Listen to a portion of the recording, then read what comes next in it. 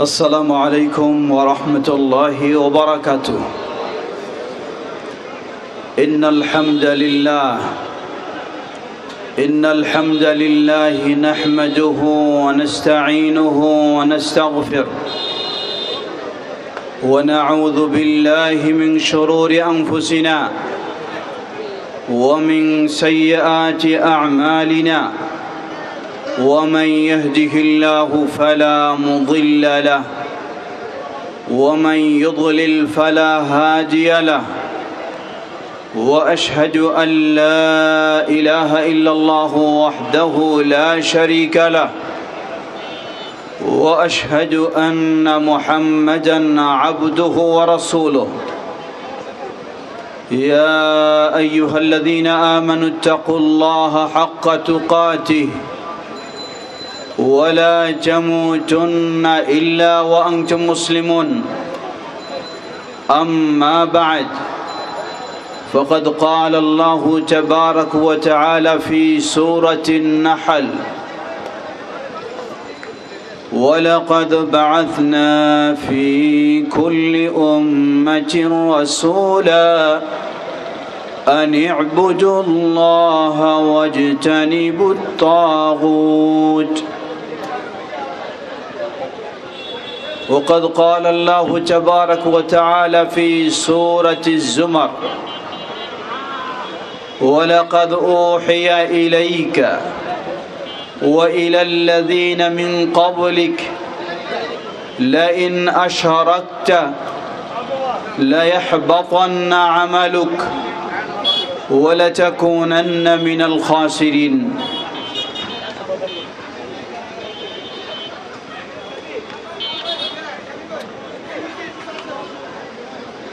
পুরান ঢাকা গ্যান্ডারিয়া তরুণ সমাজের উদ্যোগে আয়োজিত আজকের এই ইসলামী সম্মেলন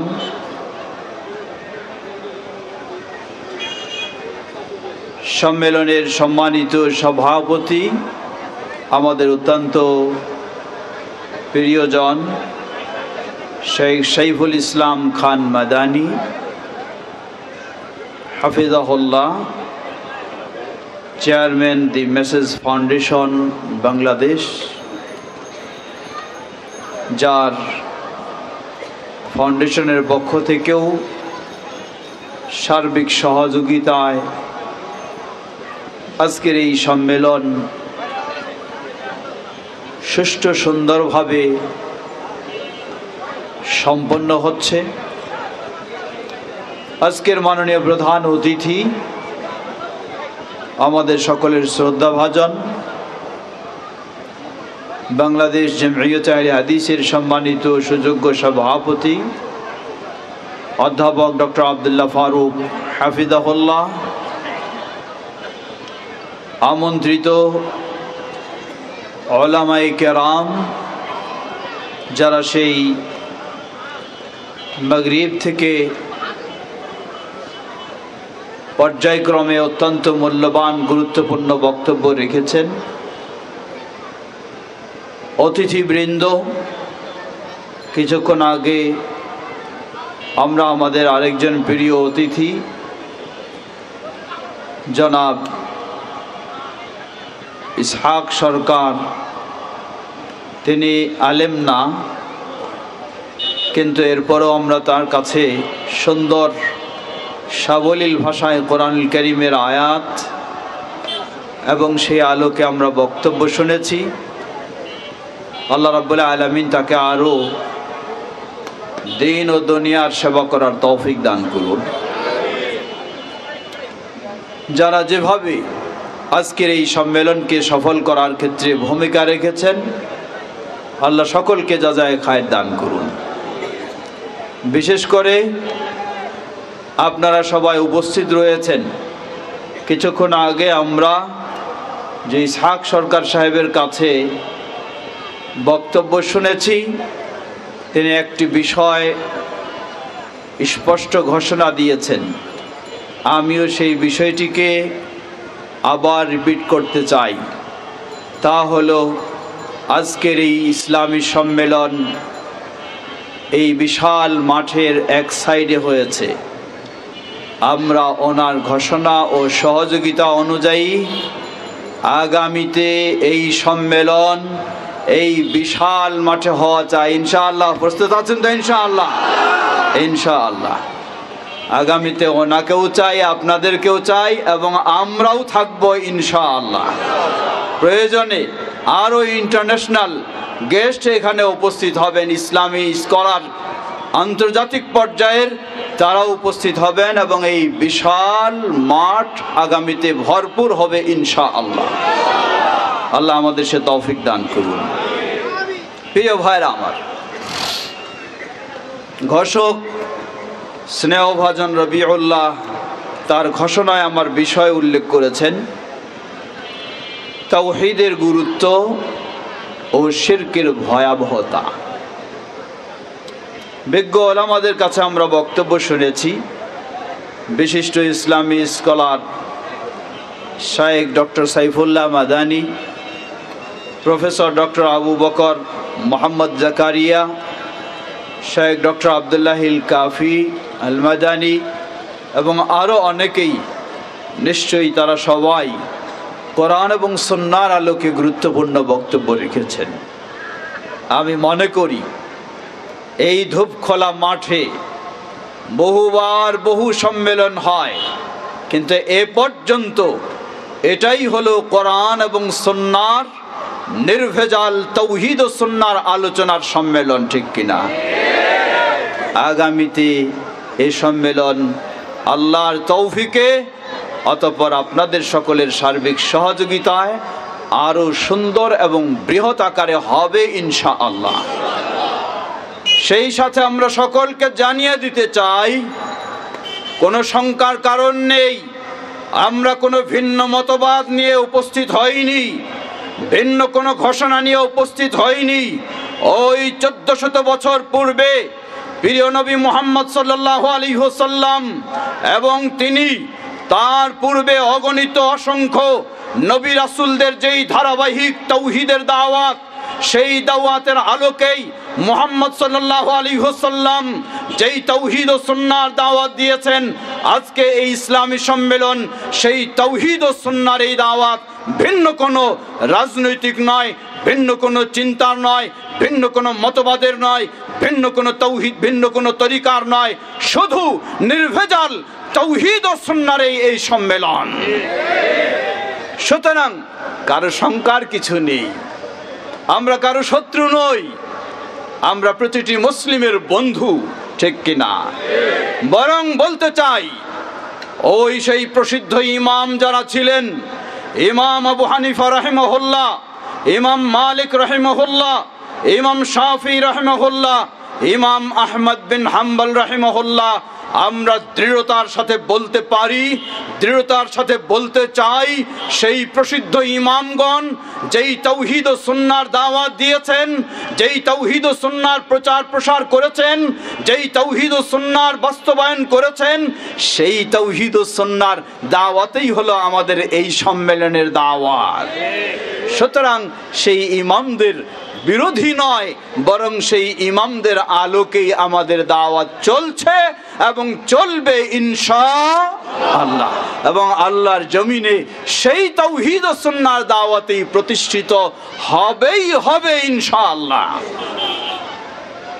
বহু নমরুদ এসেছে, বহু ফেরাউন এসেছে, সেই বাতিল শক্তি, তাগুতি শক্তি বিদায় নিয়েছে, কিন্তু তাওহীদি শক্তি, সেই ইব্রাহিম আলাইহিস সালাতু ওয়াস সালামের দ্বীন ও দাওয়াত, মুসা আলাইহিস সালাতু ওয়াস সালামের দ্বীন ও দাওয়াত, পর্যায়ক্রমে শেষ নবী মুহাম্মদ সাল্লাল্লাহু আলাইহি ওয়াসাল্লামের দ্বীন ও দাওয়াতে বহাল আছে এবং কিয়ামত পর্যন্ত পৃথিবীতে বহাল থাকবেই ইনশাআল্লাহ। সেই পথের এই পথিক আমরা, নতুন কোনো চিন্তা নেই, নতুন কোনো মতবাদ নেই, নতুন কোনো দাওয়াত নেই, ওই 1400 বছর পূর্বে নবী মুহাম্মদ সাল্লাল্লাহু আলাইহি ওয়াসাল্লাম তার উম্মাকে যে ভবিষ্যৎবাণী করেছেন, তার উম্মাকে যে গাইড দিয়েছেন, তার উম্মাকে যে নির্দেশনা দিয়েছেন, তিনি বলেছেন, জেনে রাখো আজকে আমি তোমাদের সামনে রয়েছি, আমাকে সামনে রেখে তোমরা হেদায়েতের পথে চলছো, ইমানের পথে চলছো, দ্বীনের পথে চলছো, ইসলামের পথে চলছো, কিন্তু যেদিন আমার বিদায় ঘটে যাবে সেদিন হয়তো তোমাদের পক্ষে এই সঠিক পথে চলাটা খুবই কঠিন হয়ে যাবে।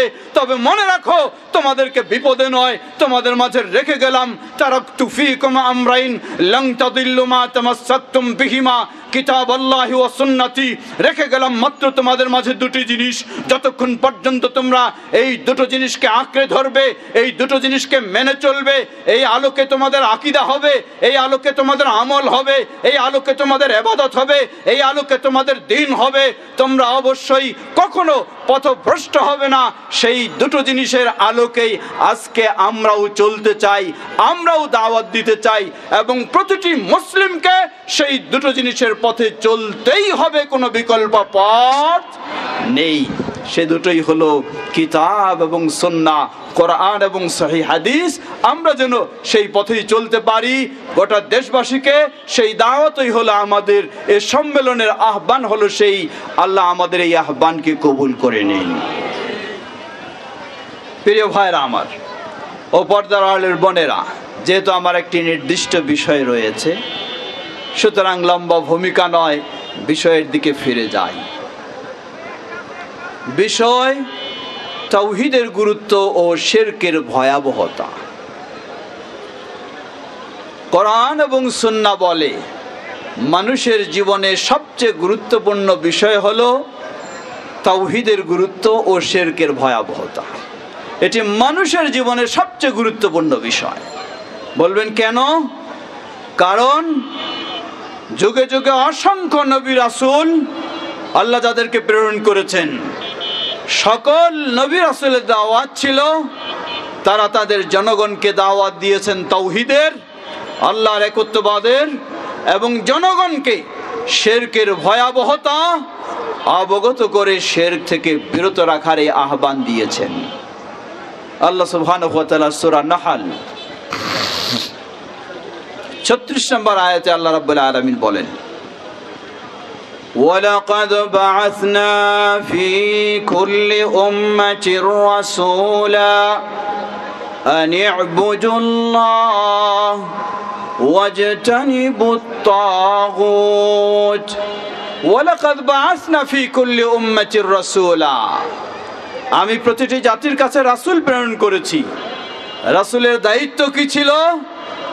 গজামিল দিয়ে ইসলামী রাষ্ট্র কায়েম করবে, এটাই ছিল রাসূলদের দায়িত্ব? না, কখনো নয়। রাসূলদের দায়িত্ব ছিল, মূল ছিল তাদের দুটি বিষয়। আনি আবুদুল্লাহ, তারা তাদের জাতিকে দাওয়াত দিয়েছেন ইবাদত হবে একমাত্র কার জন্য? ইবাদত হবে একমাত্র কার জন্য? আল্লাহর জন্য। মানুষের জীবনে সবচেয়ে গুরুত্বপূর্ণ ইবাদত কোনটি বলুন তো? ঈমানের পরেই সালাত। আমাদের এক ভাই বললেন সালাত, আসলে বাস্তবেই ঈমানের পরে সবচেয়ে গুরুত্বপূর্ণ হলো সালাত। এখন দ্বিতীয় প্রশ্ন, সালাতের ভিতরে কোন পার্ট, কোন অংশটুকু সবচেয়ে বেশি গুরুত্বপূর্ণ বলতে পারেন? তা হলো সিজদা। সহিহ মুসলিমের হাদিস, আল্লাহ রাসূল সাল্লাল্লাহু আলাইহি ওয়াসাল্লাম বলেন, বান্দা যখন সিজদায় যায়, ওয়া হুয়া আকরাবু ইনদা রাব্বিহ, তখন সে যেন তার রবের খুব নিকটে পৌঁছে যায়। বলেন সুবহানাল্লাহ। ফাআকসিরুদ দুআ ফি সুজুদিকুম, সুতরাং সিজদায় তোমরা বেশি বেশি দোয়া করো, অতি শিগগির আল্লাহ তোমাদের দোয়াকে কবুল করবেন। কিন্তু আফসোসের সাথে বলতে হয়, আজকে আমরা এমন পর্যায়ে পৌঁছে গেছি, আমরা যারা ঈমানের দাবি করি, আমরা যারা ইসলামের দাবি করি, আমরা যারা দ্বীনের দাবি করি, সালাত তো আছেই, সালাতের ভিতরে গুরুত্বপূর্ণ এই সিজদা, এটাও শুধু আল্লাহর জন্য সীমাবদ্ধ রাখতে পারিনি, বরং এটাও মানুষের জন্য দিয়ে ফেলছি, ঠিক কিনা? সেই মানুষটা যদি বেদিন হতো, সেই মানুষটা যদি ইসলাম বিরোধী হতো, তথা একজন মূর্তি পূজারীর পুরোহিত যিনি বা মূর্তি পূজারীর যিনি বুজুর্গ, তার জন্য সেজদা দেয়, অসুবিধা ছিল না, কারণ তারা মুসলিম নয়। যদি কোনো খ্রিস্টানের জন্য সেজদা দেয়, অসুবিধা ছিল না, কারণ তারা মুসলিম নয়। যদি কোনো ইহুদির জন্য সেজদা দেয়, অসুবিধা ছিল না, কারণ তারা মুসলিম নয়। কিন্তু মুসলিম পরিচয় দিয়ে তার পীর মুর্শিদের জন্য যখন সেজদায় পড়ে যায়, তখন এটি হলো সবচেয়ে ভয়ঙ্কর বিষয়, ঠিক কিনা? যাদের দায়িত্ব ছিল মানুষকে তাওহীদের পথ দেখাবে, যাদের দায়িত্ব ছিল মানুষকে শিরক থেকে বিরত রাখবে, কিন্তু তারাই আজকে মানুষকে শিরকে লিপ্ত করে ফেলেছে, ঠিক কিনা? এটি কি নবী রাসূলদের দাওয়াত? কোশ্চিন কালেও হতে পারে না। নবী রাসূলদের দাওয়াত ছিল, আল্লাহ রাব্বুল আলামিন সূরা নাহলের 36 নম্বর আয়াতে স্পষ্ট করলেন, ওয়ালাকাদ বাআসনা ফি কুল্লি উম্মাতির রাসূলা। প্রতিটি নবী রাসূল তাদের জাতিকে বলেছেন, আনি উবুদুল্লাহ, ইবাদত হবে একমাত্র কার জন্য? আল্লাহর জন্য। এটার নামই হলো তাওহীদ। আল্লাহ আরো স্পষ্ট করেছেন, আনি উবুদুল্লাহ, ইবাদত হবে সব ইবাদত, তবে মাঝে মাঝে কিছু কুরবানি নিয়ে বাবার দরবারে যাওয়া যাবে। হ্যাঁ, সেখানে তো অনেক কিছু পাওয়াও যাবে। দেওয়ার মালিক কে? সন্তান দেওয়ার মালিক কে? ব্যবসায় উন্নতি দেওয়ার মালিক কে? রোগ মুক্তি দেওয়ার মালিক কে? সুতরাং মনে রাখবেন, যদি বাবার দরবারে সেই নিয়তে আপনি যান, কিছু দেন আর নাই দেন, সেই নিয়তে আপনি গেলেই এটির নাম তাওহীদ না শিরক? এটির নাম শিরক। এজন্য প্রতিটি নবী, প্রতিটি রাসূল তারা তাদের কওমকে একদিকে তাওহীদের দাওয়াত দিয়েছেন, সাথে সাথে শিরক থেকে বিরত রেখেছেন। বলেছেন ওয়াসতানিবুত তাগুত, তাগুত থেকে বিরত থাকো। তাগুত কি জিনিস, এর ব্যাখ্যা দীর্ঘ প্রয়োজন হতে পারে, সেদিকে যাচ্ছি না। সংক্ষিপ্তভাবে, শিরক, কুফর ও ইসলাম বিরোধী, তাওহীদ বিরোধী যা রয়েছে সবটাই তাগুতের অন্তর্ভুক্ত। সুতরাং সকল নবী রাসূল তারা তাদের জাতিকে দাওয়াত দিয়েছিলেন এই দুটি বিষয়ে।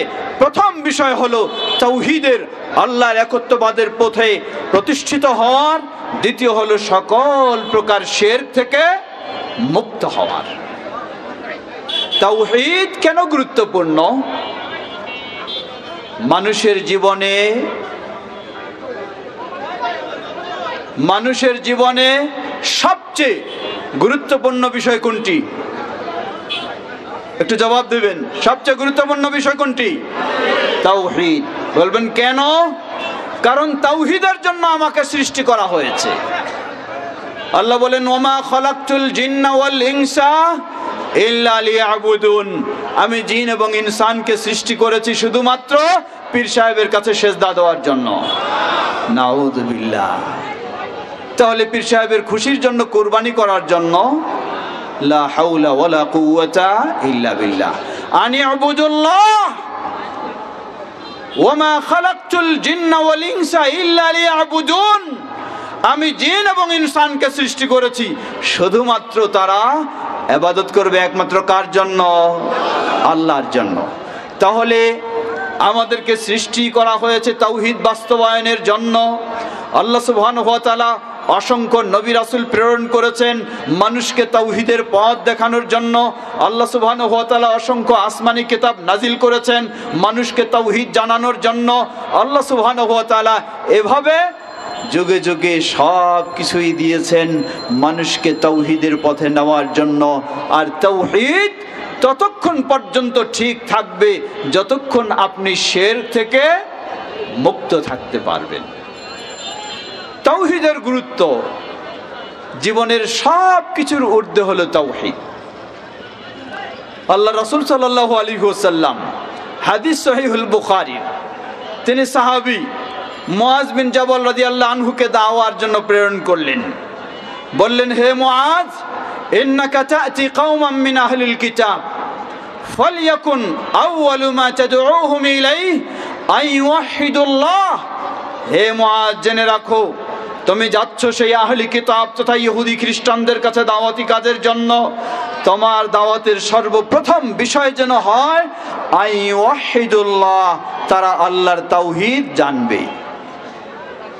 ফাইনহুম আতাউকা আলা যালিক, যদি তারা তোমার কাছে আল্লাহর তাওহীদ একত্ববাদের দাওয়াতকে মেনে নেয়, ফাআলিমহুম আন্নাল্লাহ ইফতারাদা আলাইহিম খামসা সালাওয়াতিন ফি কুল্লি ইয়াউমিন ওয়া লাইলা, যদি তারা তাওহীদের দাওয়াত মেনে নেয়, দ্বিতীয় স্তর তাদেরকে জানিয়ে দাও, তাহলে দিনরাত 24 ঘন্টায় আল্লাহ তোমাদের জন্য 5 ওয়াক্ত সালাত ফরজ করে দিয়েছেন। এর মানে কি বোঝা গেল?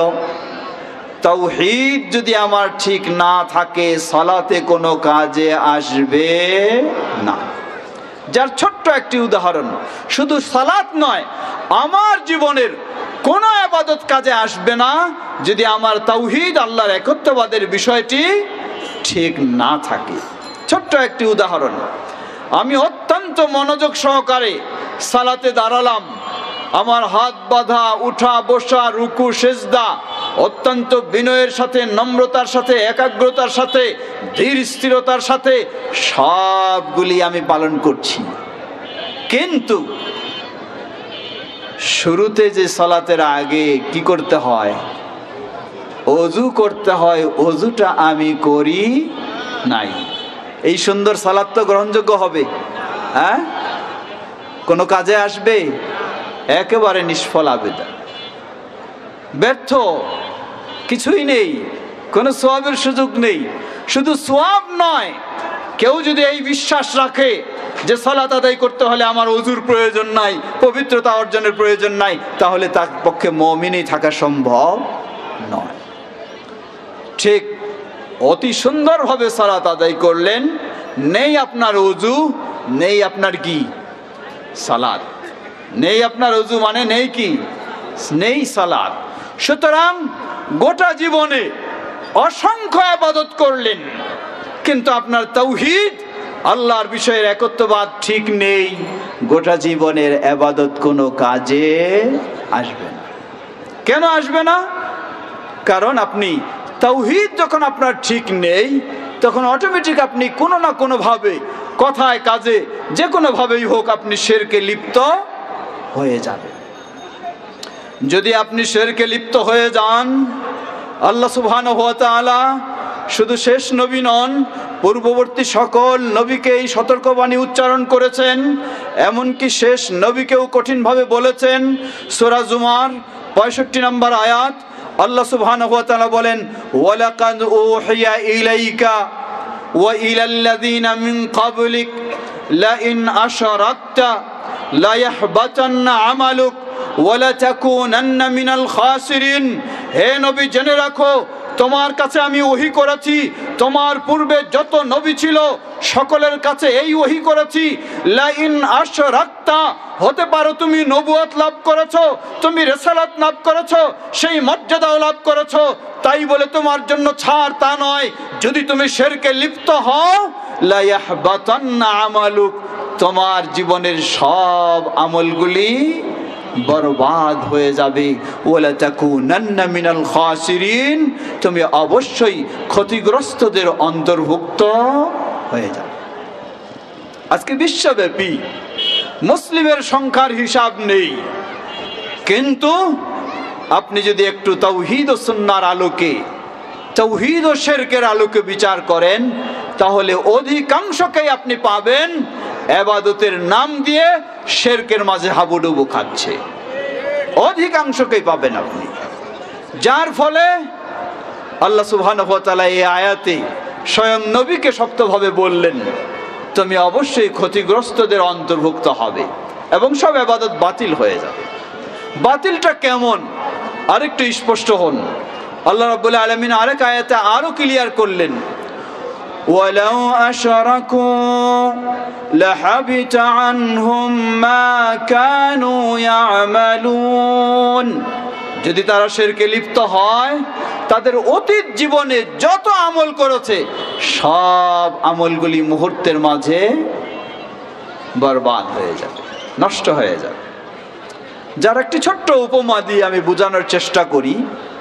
উদাহরণস্বরূপ ধরে নেন, আপনি একটা বিল্ডিং বানাবেন, 100 তলার বিল্ডিং। কয় তলা? খেয়াল করবেন কথাটা, 100 তলার বিল্ডিং বানাতে তো কয়েক বছর লাগবেই, ঠিক না? অবশ্যই কয়েক বছর লাগবে। এই 100 তলার বিল্ডিং এটা ভাঙতেও কি কয়েক বছর লাগবে? লাগবে না। একটি শক্তিশালী বোমা বিস্ফোরণ ঘটালে মুহূর্তের মাঝে 100 তলার বিল্ডিং, যা কয়েক বছরে আপনি বহু শ্রম দিয়ে, অর্থ দিয়ে, পরিশ্রম করে বানালেন, এই বিল্ডিংটাকে নষ্ট করতে মুহূর্ত প্রয়োজন যদি একটি শক্তিশালী বোমা বিস্ফোরণ ঘটানো হয়। আপনি কি জানেন এই শক্তিশালী বোমাটার নাম কি? এই শক্তিশালী বোমাটার নাম হলো শিরক। আল্লাহ বলছেন, ওয়ালাউ আশরাকু লাহাবিতা আনহুম মা কানু ইয়ামালুন। যদি তারা শিরকে লিপ্ত হয়, অতীত জীবনে যত আমল করেছে সবগুলি বরবাদ হয়ে যাবে। দীর্ঘ 50 বছর ধরে অগণিতবার সালাত আদায় করেছেন, সিয়াম পালন করেছেন, অর্থ সম্পদ থাকলে বাইতুল্লাহ হজ করেছেন, রমজানে গিয়ে উমরা করেছেন, তেলাওয়াত করেছেন, দান সদকা করেছেন। দীর্ঘ 50, 60, 70 বছরের ইবাদতগুলি আপনার মুহূর্তের মাঝে ধ্বংস হয়ে যাবে, যেই ভয়ঙ্কর বোমা বিস্ফোরণের মাধ্যমে। এই বোমার নাম হলো কি? এটির নাম হলো শিরক। এজন্য আমাদেরকে, প্রতিটি মুসলিমকে সব সময় মনে রাখতে হবে, এক হলো তাওহীদের পথে চলবো, দ্বিতীয় হলো সকল প্রকার শিরক থেকে বিরত থাকবো। শিরক থেকে আপনি যদি মুক্ত হতে পারেন, আপনার জন্য কি সুন্দর পুরস্কার। একদিকে শিরকে যদি আপনি লিপ্ত হয়ে যান, আপনার সব ধ্বংস দুনিয়ার জীবনে, সব ধ্বংস আখিরাতের জীবনে। আল্লাহ সুবহানাহু ওয়া তাআলা সূরা মায়েদা 72 নম্বর আয়াতে বলেন, ইন্নাহু মান ইউশরিক বিল্লাহ ফাকাদ হারামাল্লাহু আলাইহিল জান্নাহ ওয়া মাওয়াহুন নার ওয়া মা লিয-যালিমিনা মিন আনসার। ইন্নাহু মান ইউশরিক বিল্লাহ, যে আল্লাহর সাথে শিরকে লিপ্ত হয়, ফাকাদ হারামাল্লাহু আলাইহিল জান্নাহ, আল্লাহ তার জন্য জান্নাতকে হারাম করে দেন। ওয়া মাওয়াহুন নার, তার জন্য স্থান অপরিহার্য করে দেন জাহান্নাম। ওয়া মা লিয-যালিমিনা মিন আনসার, এই জালেম মুশরিকদের জন্য দুনিয়া এবং আখিরাতে আল্লাহর পক্ষ থেকে কোনো সাহায্য সহযোগিতা হতে পারে না। অপরপক্ষে আপনি যখন তাওহীদের পথে চলবেন, শিরক থেকে মুক্ত থাকবেন, আপনার বিভিন্ন অপরাধ হতে পারে, কিন্তু যদি আপনি শিরক থেকে মুক্ত থাকতে পারেন, আপনার জন্য আল্লাহ সুসংবাদ দিয়েছেন, যা সহিহ হাদিসে এসেছে। আল্লাহ রাব্বুল আলামিন বলেন হাদিসে কুদসি, ইয়া ইবনা আদম লাউ আতাইতানি বিকুরাবিল আরদ খাতায়া, হে আদম সন্তান, যদি তুমি আমার কাছে আসো গোটা পৃথিবীর সমান ভুল নিয়ে, গোটা পৃথিবীর সমান অপরাধ নিয়ে, গোটা পৃথিবীর সমান গুনাহ নিয়ে যদি তুমি আমার কাছে আসো, কিন্তু শর্ত হলো লাম তুশরিক বি শাইআ, আমার সাথে কখনো শিরকে লিপ্ত হও নাই। গুনাহ হয়েছে অনেক, মিথ্যা বলেছেন, অন্যায় করেছেন, খারাপ কিছু দেখেছেন, গুনাহ হয়েছে অনেক, কিন্তু গুনাহ হয়নি কিসের? শিরকের গুনাহ হয়নি। যদি তুমি আমার কাছে এই অবস্থায় গোটা পৃথিবী সমান অপরাধ নিয়ে আসো, কিন্তু শর্ত হলো একটি, তুমি আমার সাথে শিরকে লিপ্ত হও নাই, আল্লাহ সুসংবাদ দিচ্ছেন, লা আতাইতুকা বিকুরাবিহা মাগফিরা, হে আমার বান্দা, যদি তুমি শিরক থেকে মুক্ত থাকতে পারো, তাহলে আমি তোমাকে সুসংবাদ জানাচ্ছি, তোমাকেও আমি গোটা পৃথিবীর সমান ক্ষমা দান করব। সুবহানাল্লাহ। প্রিয় ভাইরা আমার, এজন্যই একজন মুসলিম তার চিন্তা সবসময় থাকতে হবে, মানুষ হিসাবে ভুল হবে অসম্ভব নয়। ইবলিস আপনার পিছনে লেগে রয়েছে, আপনাকে বিভিন্ন অপরাধে জড়িত করবে, অসম্ভব নয়। কিন্তু আপনি সব সময় সচেতন থাকবেন আপনি যেন শিরকের অপরাধে লিপ্ত না হন। এটাতেও হয়ে যেতে পারেন, কিন্তু হয়ে গেলে সাথে সাথে আপনাকে কি করতে হবে? আল্লাহর কাছে আত্মসমর্পণ করে তওবা করে আপনাকে ফিরে আসতে হবে।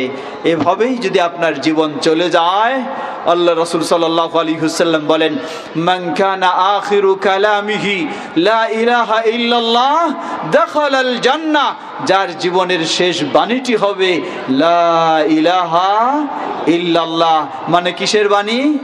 তাওহীদের বাণী। কিসের বাণী? তাওহীদের বাণী। দাখালাল জান্নাহ, তাহলে নিশ্চিত সে ব্যক্তি জান্নাতে প্রবেশ করবেই করবে ইনশাআল্লাহ। আল্লাহ আমাদেরকে সেই তাওহীদের পথে অটল থাকার এবং সকল প্রকার শিরক থেকে আল্লাহ আমাদেরকে মুক্ত হওয়ার তৌফিক দান করুন। প্রিয় ভাইরা, জিনিসটি আমরা বুঝলাম যে আমাকে তাওহীদের পথে থাকতে হবে, আমাকে শিরক থেকে মুক্ত হতে হবে। কিন্তু শিরক কি জিনিস, কিভাবে আমি শিরকে লিপ্ত হতে পারি, সেটি তো আমি ভালো করে বুঝিনি। যদি না বুঝি তাহলে আমার পক্ষে ভালোভাবে শিরক থেকে মুক্ত থাকাও সম্ভব হবে না। তাই সময় যেহেতু স্বল্প, ছোট্ট করে বলতে চাই, সহজ ভাষায় বুঝবেন সব কিছুর মালিক কে, সব ইবাদত পাওয়ার অধিকার কার? আল্লাহর। লা ইলাহা ইল্লাল্লাহ, এর অর্থই হলো সবকিছুর মালিক আল্লাহ, সকল ইবাদত পাওয়ার মালিক একমাত্র আল্লাহ। এখন আপনাকে জানতে হবে ইবাদত কি জিনিস। ইবাদত প্রকাশ্য যা আমরা বুঝি সেগুলি তো জানি। সালাত ইবাদত, আল্লাহ ছাড়া অন্যের জন্য হলেই শিরক। যাকাত ইবাদত, আল্লাহ ছাড়া অন্যের জন্য হলেই শিরক। কুরবানি কি? এটা ইবাদত, আল্লাহ ছাড়া অন্যের জন্য হলেই শেষ। কিন্তু আমাদের মুসলিমরা কি করে জানেন? ঈদুল আজহার কুরবানির সময় গরু ছাগল কুরবানি দেয় বাড়িতে, যেটা আল্লাহর জন্য। আর বাবার ওরসের সময় যখন এসে যায় তখন এই দিক থেকে নিয়ে যায়, উট নিয়ে যায় বাবার দরবারে কুরবানি দেয়। ঠিক কিনা? কাকে বড় মনে করে? আল্লাহকে না বাবাকে? যদি আল্লাহকে বড় মনে করত, আল্লাহর সন্তুষ্টি বেশি চাইতো, তাহলে আল্লাহর জন্যই কি করত? উট কুরবানি করত। কিন্তু তা তো করে নাই। আরেক ভাইরা আপনাকে সুন্দরভাবে বুঝায়, বলে কিসের? সেখানে গিয়ে কি আল্লাহর নামে কুরবানি হয় না? মনে রাখবেন, কুরবানির মাঝে দুটি জিনিস থাকে। এই দুটি জিনিস যতক্ষণ আল্লাহর জন্য হয় ততক্ষণ সেটি তাওহীদের উপরে থাকবে, আর দুটির যে কোনো একটি যদি হারিয়ে যায় তাহলে অবশ্যই সেটি শিরক হবে। দুটি কি? প্রথম হলো আল্লাহর নামে জবাই করতে হবে। কার নামে? আল্লাহর নামে। দ্বিতীয় কি? দ্বিতীয় হলো আল্লাহর নৈকট্য অর্জনের জন্য জবাই করবেন। একজন মানুষ তিনি দেবী পূজা করেন, কালী পূজা করেন, কালীর থানে গিয়ে বিসমিল্লাহ বলে একটা কবুতর জবাই করবে, এটা তো তাওহীদের আলোকে হয়ে যাবে নাকি? হ্যাঁ, হবে? কোনোদিন হবে না। কেন? যতবারই বিসমিল্লাহ বলুক না কেন, ওখানে নিয়ে যাওয়া মানেই হলো এটি আল্লাহর সন্তুষ্টি অর্জনের জন্য নয়, ওই সেই প্রতিমার সন্তুষ্টির জন্য নিয়ে গেছে, যার কারণে এটি শিরক। সুতরাং একইভাবে আপনি যখন ওই আপনার বাবার দরগায় নিয়ে গিয়ে সেখানে জবাই করেন, যতই আপনি বিসমিল্লাহ বলে জবাই করেন, কিন্তু সেটি আল্লাহর সন্তুষ্টির জন্য নয়, আল্লাহর নৈকট্য অর্জনের জন্য নয়, আল্লাহকে খুশি করার জন্য নয়, এটি আপনার বাবাকে খুশি করার জন্য। ঠিক কিনা? বলবে হয়তো না যদি তাই হয় বাবাকে খুশি করার জন্য নয়, আপনি খুঁজে দেখুন আপনার প্রতিবেশীর মাঝে এমন মানুষও রয়েছে যারা হয়তো মাসে নয় বছরেও এক টুকরা গোশত খাওয়ার সুযোগ পায় না। আপনি যদি আল্লাহর সন্তুষ্টি অর্জনের জন্য ওই কুরবানিটা করতেন, তাহলে আপনার জন্য ফরজ ছিল যেই প্রতিবেশীরা গোশত খাওয়ার সুযোগ পায় না, আল্লাহর সন্তুষ্টি অর্জনের জন্য কুরবানি করে তাদের মাঝে গোশত দেওয়া, ঠিক কিনা? কিন্তু তা না করে তো আপনি কত দূরে নিয়ে গেলেন। সুতরাং কাকে খুশি করার জন্য বলার অপেক্ষা রাখে না।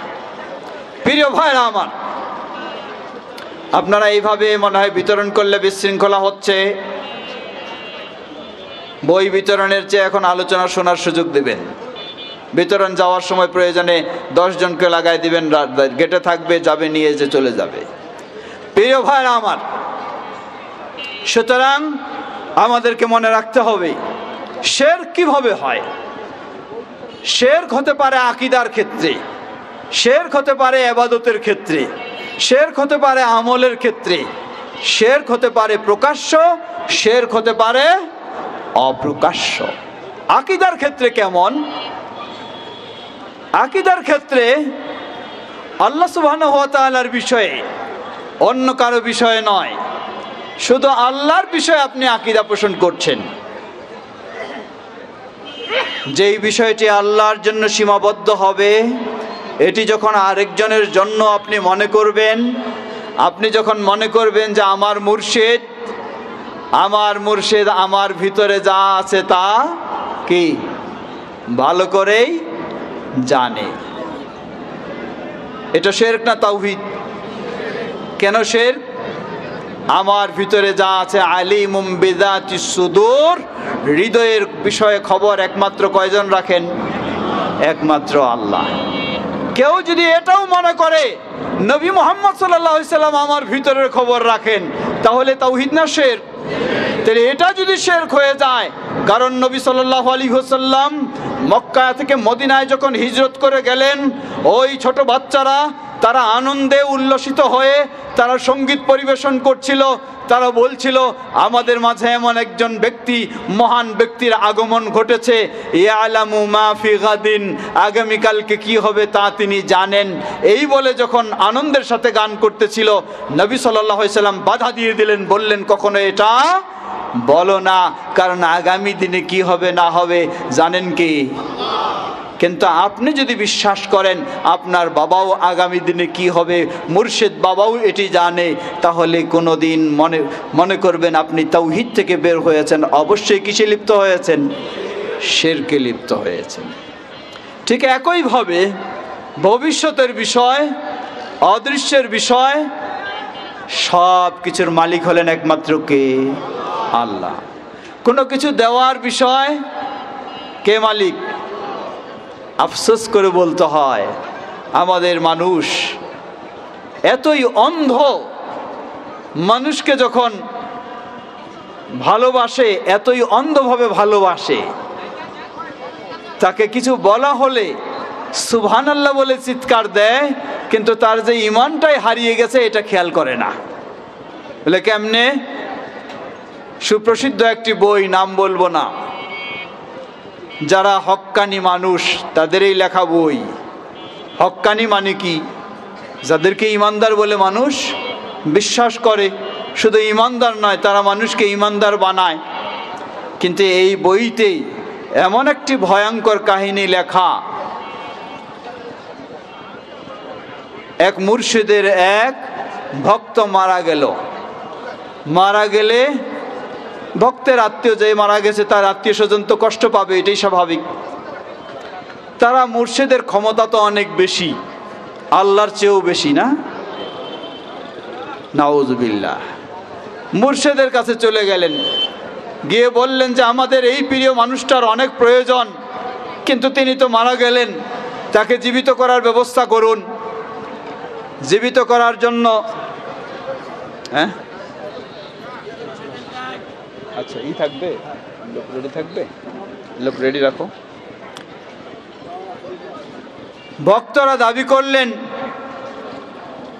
তাদের বিশ্বাস অনুযায়ী যে আপনি যদি আল্লাহর কাছে দোয়া করেন তাহলে আল্লাহ এই লোকটারে জীবিত করে দিবে, কারণ জীবিত করার মালিক কে? আল্লাহ। দোয়া করেও যখন কোনো ফল হলো না, তখন মুর্শিদ তিনি আল্লাহর কাছ থেকে রূহ কেড়ে নিয়ে আসে ওই ব্যক্তিটাকে জীবিত করে দিলেন। আল্লাহ, এটাই হলো আকীদা, এটাই হলো বিশ্বাস। কি বিশ্বাস? খালি আল্লাহর সমপর্যায়ে বানানো নয়, বরং আল্লাহর চেয়েও মুর্শিদরা নাকি বেশি ক্ষমতা রাখে। নাউযুবিল্লাহ, আল্লাহু আকবার। এর চেয়ে বড় শিরক আর কি হতে পারে? এর চেয়ে বড় ঈমান বিধ্বংসী আর কি হতে পারে? কেউ যদি তার মুর্শিদের ক্ষেত্রে এই আকীদা রাখে, আর এই মুর্শিদকে যদি বলা হয় হক্কানি, তাহলে মনে হয় পৃথিবীতে আর খুঁজে পাওয়া যাবে না কোনো শয়তানি। হ্যাঁ, এই মুর্শিদ যদি হয় হক্কানি, লা হাওলা ওয়ালা কুওয়াতা ইল্লা বিল্লাহ। মানুষকে কিভাবে আরো শিরকে লিপ্ত করা হয় দেখুন। কোনো সন্দেহ নেই, যে ব্যক্তি শিরকে লিপ্ত হবে, যদি এই শিরক থেকে সে সত্যিকারী তওবা ছাড়া মৃত্যুবরণ করে, তাহলে কিয়ামতে নবী মুহাম্মদ সাল্লাল্লাহু আলাইহি ওয়াসাল্লামের শাফাআত পাওয়ার সৌভাগ্য হবে না। আমার সময় শেষের দিকে, শেষ হয়ে গেছে, দীর্ঘ করব না। তার আগে একটু বলছি, আপনারা জানেন এই প্রোগ্রাম করতে অনেক ব্যয় হয়েছে, তাই না? সেই ব্যয়, এই ভালো কাজে আমরা কি অংশগ্রহণ করব না? করব না? তো সবাইকে অনুরোধ জানাচ্ছি, আপনাদের কাছে যখন কি কাছে যাবে ব্যাগ নিয়ে নাকি আপনাদের কাছে আমাদের স্বেচ্ছাসেবকরা ব্যাগ নিয়ে বা রুমাল নিয়ে যাবে। যার পকেটে যা আছে, সব তো আশপাশ থেকে আসছেন, প্রয়োজনে একদিন পায়ে হেঁটে বাড়ি যাবেন, কিন্তু যার পকেটে যা আছে একটু বের করে দেবেন। দেবেন তো ইনশাআল্লাহ? সবাই হেল্প করবেন। আজকের এই হেল্প থেকে বুঝবো আমরা সামনের দিনে বড় সম্মেলন করতে পারবো কি না। ঠিক আছে বলে চিৎকার দিলে হবে না, ওটা কিছু দিয়ে দেখাতে হবে। আল্লাহ সবাইকে তৌফিক দান করুন, বলুন আল্লাহুম্মা আমিন। আপনারা স্বেচ্ছাসেবকদেরকে পাঠান দিবে। প্রিয় ভাইরা আমার, ঠিক একইভাবে আল্লাহ সুবহানাহু ওয়া তাআলার জন্য যে বিষয়টি সীমাবদ্ধ, আল্লাহ ছাড়া কেউ দিতে পারে না, আল্লাহ ছাড়া কারোর জন্য হতে পারে না, সেই বিষয়টি যখন ভিন্ন জনের জন্য বিশ্বাস করা হয়, তাহলেই হয়ে যাবে কি? এটাই হবে শিরক। আল্লাহকে বাদ দিয়ে হোক অথবা আল্লাহর সাথে আরেকজনকে মিলিয়ে হোক, তখনই হবে শিরক। এজন্যই যে বিষয়টি বলছিলাম ছুটে গেছে, কিয়ামতের কঠিন বিভীষিকাময় দিনে সুপারিশ, নবী সাল্লাল্লাহু আলাইহি সাল্লামের শাফাআত পেয়ে ধন্য হব। আল্লাহ আমাদের জন্য কবুল করে নিন। কিন্তু এই শাফাআত পেতে হলেও কি করতে হবে? পীর সাহেবের কাছেই ধর্ণা দিতে হবে, না হলে পাওয়া যাবে না। কারণ পীর সাহেবের তো কিয়ামতের দিনে বড় বড় স্টিমার রেডি থাকবে, মুরিদ হলেই উঠাই নিয়ে পুলসিরাত পার করে চলে যাবে। প্রতিদিন আপনি পাঠ করছেন, মান যাল্লাযী ইয়াশফাউ ইনদাহু ইল্লা বিইজনি। কার ক্ষমতা রয়েছে আল্লাহর কাছে সুপারিশ করবে আল্লাহর অনুমতি ছাড়া? কার ক্ষমতা রয়েছে? স্বয়ং কিয়ামতের কঠিন বিভীষিকাময় দিনে আমাদের প্রিয় নবী, যিনি শ্রেষ্ঠ নবী, শ্রেষ্ঠ রাসূল, আল্লাহর সবচেয়ে প্রিয় বান্দা, তিনিও আল্লাহর কাছে আল্লাহর অনুমতি ছাড়া সুপারিশ করতে পারবেন না। মানুষেরা কিয়ামতের মাঠে আবদ্ধ হয়ে থাকবে, শুধু একটু সুপারিশের প্রয়োজন, সুপারিশ পেলেই তারা জান্নাতে প্রবেশ করতে পারবে। তারা চলে যাবে আদম আলাইহিস সালামের কাছে, আদম আলাইহিস সালাম অপারগতা প্রকাশ করবেন। চলে যাবে নূহ আলাইহিস সালামের কাছে, তিনি অপারগতা প্রকাশ করবেন। চলে যাবে ইব্রাহিম আলাইহিস সালামের কাছে, তিনি অপারগতা প্রকাশ করবেন। চলে যাবে মূসা আলাইহিস সালামের কাছে, তিনি অপারগতা প্রকাশ করবেন। চলে যাবে ঈসা আলাইহিস সালামের কাছে, ঈসা আলাইহিস সালাম অপারগতা প্রকাশ করবেন। তবে তিনি একটি পথ দেখিয়ে দিবেন, বলবেন তোমরা যাও এমন একজনের কাছে যাকে আল্লাহ সুবহানাহু ওয়া তাআলা অগ্রিম সব কিছু ক্ষমা দান করেছেন, সেই মুহাম্মদ সাল্লাল্লাহু আলাইহি সাল্লাম, তার কাছে যাও। তারা চলে যাবে মুহাম্মদ সাল্লাল্লাহু আলাইহি ওয়াসাল্লামের কাছে। মুহাম্মদ সাল্লাল্লাহু আলাইহি ওয়াসাল্লামের কাছে গিয়ে বলবে সুপারিশের কথা, তিনি বললেই সুপারিশ করতে পারবেন না। নবী সাল্লাল্লাহু আলাইহি ওয়াসাল্লাম বলেন, ফাআখিরু লিল্লাহি সাজিদা, আমি আল্লাহর কাছে সেজদায় পড়ে যাব, আল্লাহর কাছে কাঁদবো, আল্লাহর কাছে প্রশংসা বর্ণনা করব। অতঃপর আল্লাহ বলবেন, ইয়া মুহাম্মদ ইরফা রাসাক, হে মুহাম্মদ তোমার মাথা উঠাও, ওয়াসাল তুতা, তুমি চাও তোমাকে দেওয়া হবে, ওয়াশাফি তুশাফা, তুমি সুপারিশ করো, তোমার সুপারিশ কবুল করা হবে। অতঃপর তিনি সুপারিশ করবেন তাদের জন্য। আর ওই বিষয়ের ক্ষেত্রে তিনি সতর্ক করেছেন, বলেছেন, জেনে রাখো, শাফাআতি হিয়া লিমান রা ইউশরিক বিল্লাহি শাইআ, আমার ওই সুপারিশ হলো তাদের জন্য যারা কোনোদিন আল্লাহর সাথে শিরকে লিপ্ত হয় নাই। প্রিয় ভাইরা আমার, আপনার বুজুর্গই আপনার জন্য সুপারিশ করবে, এই চিন্তা নিয়ে ঘুমিয়ে থাকলে দুনিয়াও যাবে, আখিরাতেও যাবে। আপনার বুজুর্গের নিশ্চয়তা নেই। তিনি যদি আজকে মানুষকে শিরকের খেলা খেলেন নিয়ে, তাহলে তার সুপারিশেই বন্ধ হয়ে যাবে, অন্যের সুপারিশ তো দূরের কথা। সুতরাং আপনার জীবনটাকে গড়তে হবে, আপনাকে এই ঘোষণাই দিতে হবে। আল্লাহ সেই ঘোষণা আপনাকে শিখিয়ে দিয়েছেন। আল্লাহ বলেন,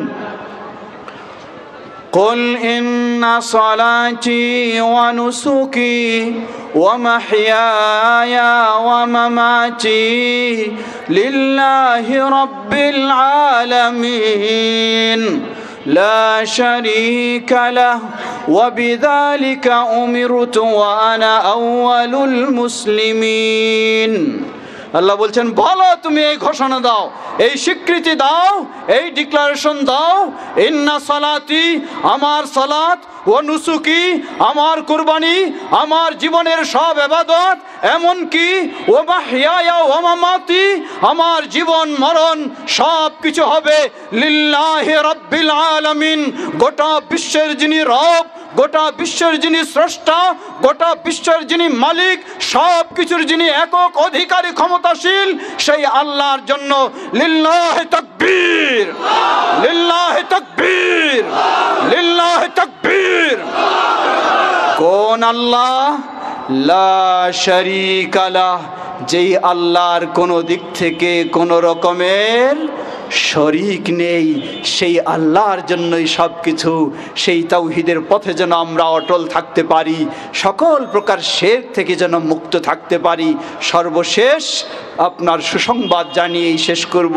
আল্লাহ রাব্বুল আলামিন কোরআনুল কারীমে আপনার সুসংবাদটি জানিয়ে দিয়েছেন। যদি গোটা জীবন শুধু তাওহীদের পথে আসাই নয়, তাওহীদের পথে এসে অটল থাকবেন, অতঃপর মৃত্যু পর্যন্ত সকল প্রকার শিরক থেকে মুক্ত হয়ে তাওহীদের উপরে যদি অটল থাকেন, আপনার জন্য সুসংবাদ। আল্লাহ সুবহানাহু ওয়া তাআলা বলেন, ইন্নাল্লাযীনা ক্বালু রাব্বুনাল্লাহ সুম্মা ইসতাকামু তাতানাজ্জালু আলাইহিমুল মালায়েকা ألا تخافوا ولا تحزنوا وأبشروا بالجنة التي كنتم توعدون। আল্লাহ রাব্বুল আলামিন সুসংবাদ দিয়েছেন, ইন্নাল্লাযীনা ক্বালু রাব্বুনাল্লাহ, যারা এই স্বীকৃতি দিয়েছে আমাদের রব একমাত্র কে, সকল কিছু পাওয়ার একমাত্র মালিক কে, এই স্বীকৃতি দেবে। সুম্মাস্তাকামু, গোটা জীবন মৃত্যু পর্যন্ত ওই তাওহীদের উপর অটল থাকবে, শিরক থেকে মুক্ত থাকবে। তাতানাজ্জালু আলাইহিমুল মালায়েকা, তার কাছে আল্লাহর ফেরেশতারা মুমূর্ষু অবস্থায় যখন থাকবে, ওই মুহূর্তে মৃত্যু উপস্থিত হয়ে গেছে, আল্লাহর ফেরেশতারা এসে আপনাকে সান্ত্বনা দেবে, বলবে, আল্লাহ তাখাফু ওয়ালা তাহজানু, তুমি তাওহীদ মেনেছো, তাওহীদ জেনেছো, তাওহীদের উপর অটল থেকেছো সারা জীবন, শিরক থেকে মুক্ত থেকেছো। আল্লাহ তাখাফু, তোমার কোনো ভয়ের কারণ নেই, ওয়ালা তাহজানু, কোনো দুশ্চিন্তার কারণ নেই, ওয়া আবশিরু বিল জান্নাহ, তুমি সুসংবাদ নিয়ে নাও, তোমাকে যে প্রতিশ্রুতি দেওয়া হয়েছে, এই মৃত্যুবরণ হলেই তোমার জন্য আল্লাহর জান্নাত অপেক্ষা করছে। বলুন সুবহানাল্লাহ। আমরা যেন সেই তাওহীদের পথে অটল থাকতে পারি, সেই জান্নাতকে নিশ্চিত করে নিতে পারি। আল্লাহ আমাদের সকলকে সে তৌফিক দান করুন। আজকের এই সম্মেলনের আহ্বান হলো সেটাই, আহলুল হাদিসদের আহ্বান হলো সেটাই, দাওয়াত হলো সেটাই। আল্লাহ আমাদের সকলকে নবী রাসূলদের এই দাওয়াত, তাওহীদের দাওয়াত এবং শিরক মুক্ত হওয়ার দাওয়াত, সেটি যেন আমরা নিজেরা এই দাওয়াতের উপর প্রতিষ্ঠিত হতে পারি, সকলের মাঝে এই দাওয়াতকে ছড়িয়ে দিয়ে গোটা দেশকে আমরা তাওহীদের দেশ হিসাবে প্রস্তুত করতে পারি। আল্লাহ সে তৌফিক দান করুন। লিল্লাহি তাকবীর। আল্লাহ আমাদের দেশকে কবুল করে নিন, সকল প্রকার ষড়যন্ত্র থেকে আল্লাহ এই দেশকে হেফাজত করুন। তাওহীদ ও সুন্নাহর পথে যেন আমরা চলতে পারি, তাওহীদ ও সুন্নাহর এই দেশ হিসাবে আল্লাহ এই দেশকে কবুল করে নিন। সুবহানাকাল্লাহুম্মা ওয়া বিহামদিকা আশহাদু আল্লা ইলাহা ইল্লা আনতা আস্তাগফিরুকা ওয়া আতুবু ইলাইক। ওয়াসসালামু আলাইকুম ওয়া রাহমাতুল্লাহি ওয়া বারাকাতুহু।